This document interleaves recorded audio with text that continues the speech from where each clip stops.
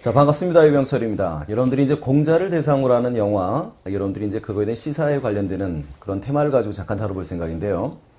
여러분들이 기본적으로 이제 영화를 보기 위해서는 이러한 영화가 왜 나오게 되었으며, 이러한 영화가 어떻게 본다면 이제 공자의 삶은 어땠었는가라는 걸 좀 알고 보신다면 좀 많은 도움이 좀 되실 것 같습니다.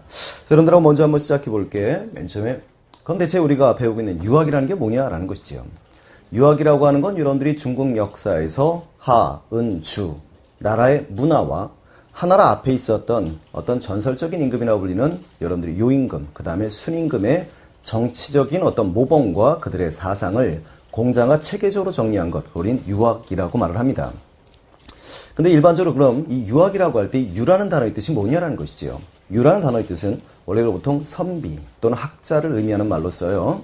지식이 많은 사람들이란 의미를 갖고 있기도 하고요. 그러니까 뭐 쉽게 표현한다면 하, 은, 주로 이어지는, 그럼 주나라에 와서 보다 많은 체계화가 이루어질 텐데 그 주나라 문화에 대한 어떤 해박한 지식을 가진 사람들, 그 사람들을 유자라고 부르기도 했었지요. 근데 이 유라는 단어는 사실은 우리가 그때 지식이라는 의미를 갖고 있기도 하지만 사실은 다른 의미로, 한자적인 의미에선 다른 단어를 사용해서 부드럽다 또는 스며들다 이런 식의 의미도 가지고 있다고 해요. 그래서 옛 성현들의 말씀, 그 옛 성현들의 말씀이 바로 도인 것이지요.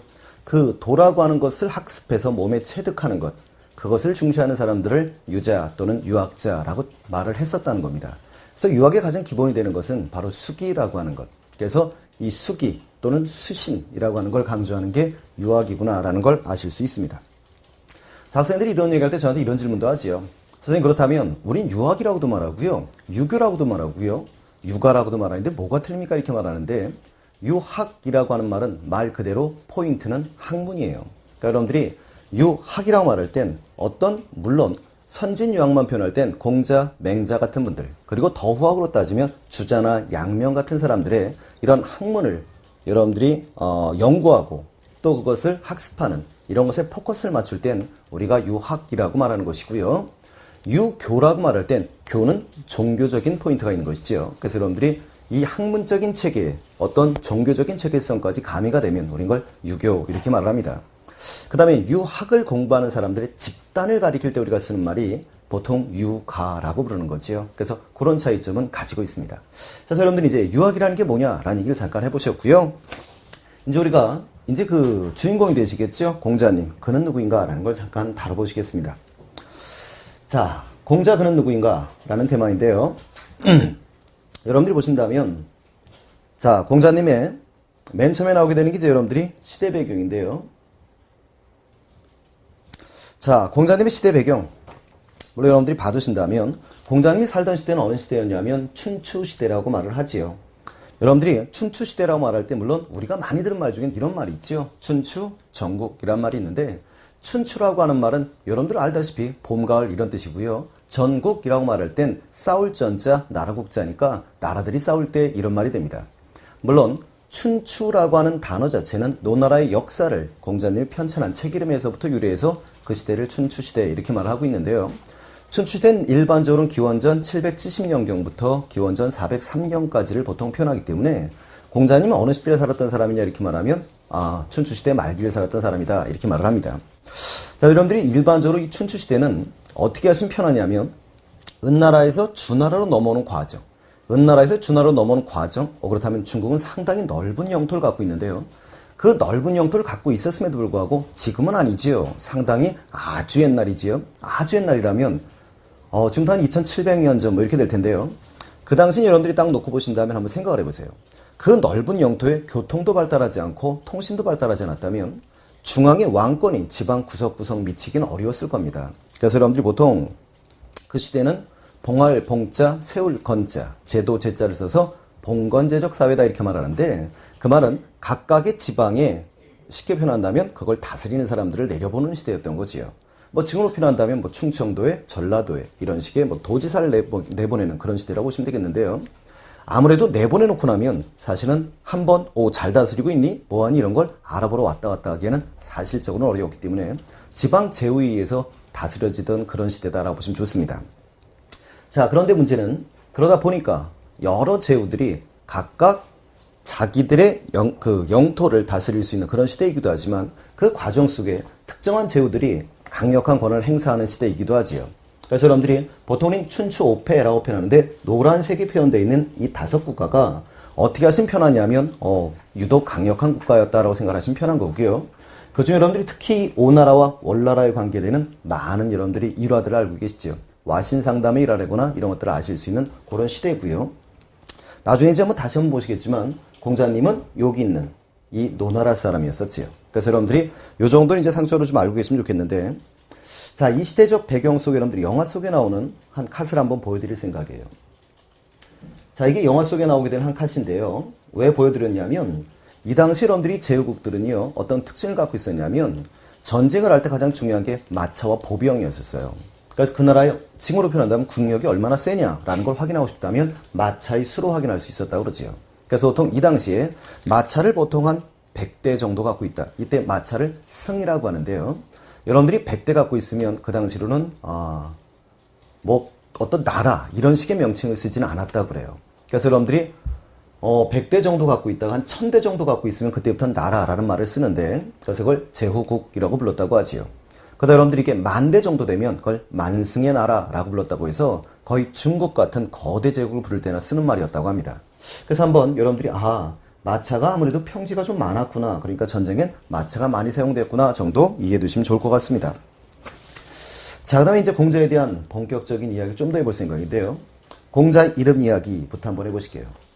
자, 이분이 공자님이십니다. 공자님의 초상인데요.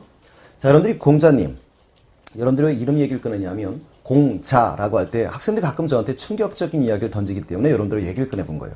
학생들이 저한테 묻는 질문 중에 재밌는 질문이 공자, 맹자, 순자, 노자, 장자.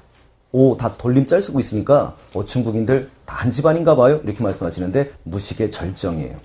자자는 여러분들이 뭘 의미하느냐면 물론 서양적 의미에서는 세인트 이런 식의 의미를 갖고 있고요. 동양에서는 그런 의미로 많이 쓰는 게 선생이라는 의미의 존칭을 써서 자자를 쓰는 거죠. 그래서 공자라는 말의 의미는 공선생이라는 의미를 갖고 있습니다. 그래서 공자님의 본명이라고 할 때 보통 책을 읽다 보시면 중리라고도 하고요. 또 여러분들이 구라고도 하는데 구라고 하는 건 어릴 때 아명을 얘기하는 겁니다. 그래서 여러분들이 아명이라고 하는 것은 어릴 때 부르던 아이 이름이고요. 이 어릴 때 부르던 이름들은 특이한 특징이 하나 있지요. 제일 큰 특징이 뭐냐면 일반적으로는 어떤 신체적인 특징을 따서 지어놓은 이름이 많다라는 겁니다. 신체적인 이름을 땄다. 그래서 이 구자가 언덕구자이기 때문에 공자님, 지금으로 표현하면 공시집안의 짱구 이렇게 불렸던 그런 분이 공자님이지요. 중리라고 하는 자는 있는데요. 일반적으로 이 자라고 하는 건 뭐냐면 성인이 되었을 때 부르는 이름이라고 생각하시면 돼요. 그래서 정식 명칭이라고 보시면 되는데 이 정식 명칭은 잘 안 부릅니다. 왜 잘 안 쓰느냐면 제일 큰 이유 중에 하나가 이 자라고 하는 건 아무나 부를 수 있는 말이 아니에요. 자라고 하는 것은 일반적으로 특히 손아래 사람들은 부르시는 게 아닙니다. 여러분들이 가끔 이 말 할 때마다 학생들이 왜 안 되는데요? 그런데 생각해 보시면 쉽죠. 여러분들이 갑자기 오이 병철아 이렇게 부르면 저 화 많이 낼 겁니다. 그래서 여러분들이 일반적으로는 지금은 아예 선생님이라서 우리는 공선생이라고 부르지만 나중에 보시면 여러분들이 우리나라에서도 그래서 호라고 하는 걸 만들어서 사용하게 되죠. 그래서 여러분들이 우리가 가장 기억나는 사람 중에 하나가 정약용인데 정약용이라고 할 때 약용은 자가 되는 것이고요. 아명은 뭐냐면 귀농이라는 말이었었고 호는 다산 또는 여유당이라고 불러서 우리가 다산이라는 말을 많이 쓰는 것입니다. 자, 그런 특징을 갖고 있다고 보시면 좋겠고 그 다음에 이제 공자가 이름이 본명이 제가 뭐라고 했었냐면 중리라고 말했는데요. 이 중리란 이름도 나온 김에 좀 상식을 한번 확장해 보실래요? 이 중자를 쓰고 있는 걸로 봐선 공자는 첫 번째 아들이 아닐 것으로 우린 미리 추론해 볼 수가 있습니다. 그 시대적으로 일반적으로 장남은 무슨 단어를 많이 썼냐면 백자를 많이 썼기 때문에 큰아들은 백자를 주로 쓰고 작은아들은 중자를 많이 써서 공자가 큰아들은 아니구나. 누구 입장에서 좀 이따 보시면 알겠지만 아버지 입장에서는 분명히 큰아들은 아니다라는 걸 아실 수가 있습니다. 공자 좀 이따 출생 한번 보시면 알겠지만 남매가 많아요. 11남매나 되는데 여러분들이 그 과정 속에 큰아들은 아니군 이라는 것도 추론해 보시고 가시면 좋겠고요.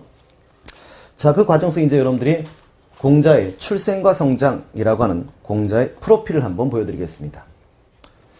자, 여러분들로는 이 프로필이 보일지 모르겠습니다. 다시 보시면 본명은 공구고요.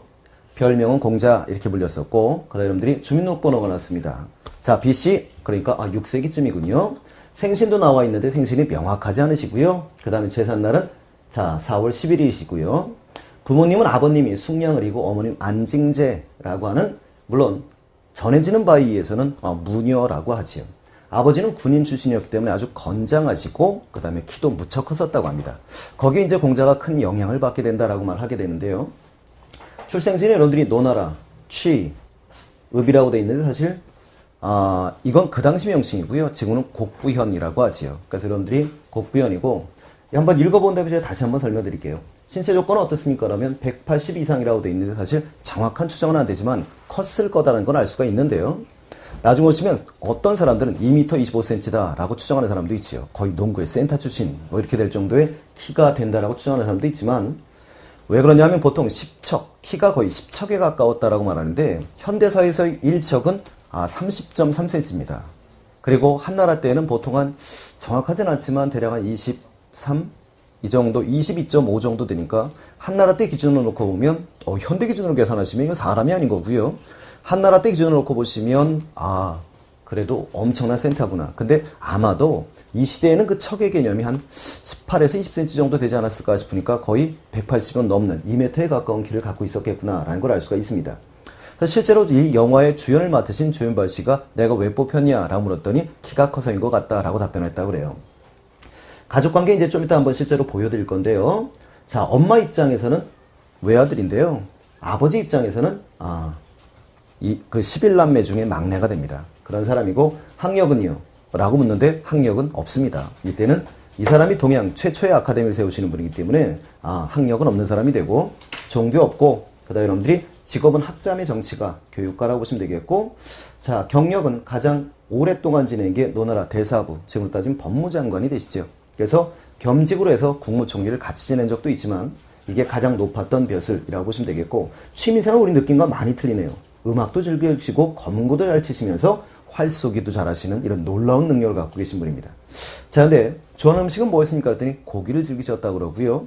주량은 어떠냐 했더니 일정한 주량은 없었다라고 돼 있는데, 일정한 주량이 없었단 말 아주 특이한 말이지요.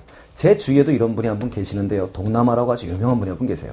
근데 일정한 주량이 없다라고 하는 말의 의미는 사실은 술을 잘 먹었다는 의미일 수도 있고, 또 한 가지는 어떤 의미가 있느냐면 취하기 전까지만 마셨다는 의미를 갖고 있는데, 어쨌든 기록들을 전반적으로 뒤져보면 말술이었다라는 걸 알 수가 있어요. 참 많이 드시는 분이고, 또 한 가지는 근데 한 번도 취하신 적이 없다고 그러는데 전 개인적으로 술 먹고 안 취하는 사람 별로 인간적이지 않다 이런 생각을 갖고 있습니다.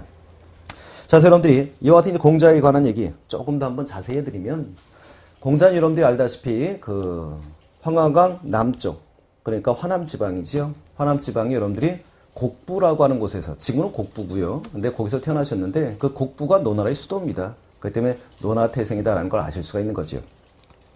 자, 그래서 여러분들 근데 그 공자님의 출생에 대한 기록 중에 가장 재밌는 기록이 뭐냐면 사마천의 사기에 있는 기록인데요. 야합 이생이라고 써 있습니다. 야합 이생, 야합, 야가 들야자니까 들판에서 합쳐져서 태어난 아이란 뜻이지요.